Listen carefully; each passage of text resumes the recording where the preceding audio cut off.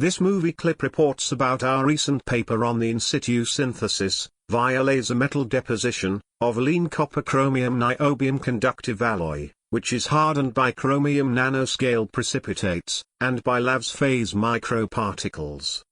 Electrically conductive, yet mechanically strong copper alloys, are essential materials in highly mechanically loaded electrical devices. We demonstrate a novel in-situ synthesis approach, via laser metal deposition, in a compositionally lean copper alloy with only 3.4% chromium and only 0.6% niobium.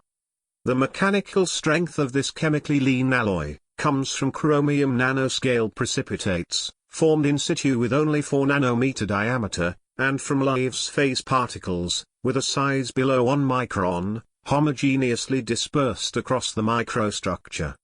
This dual-phase dispersion, in a nearly pure copper matrix, is achieved through a suited combination of chromium alloying and cooling rate, during laser metal deposition synthesis.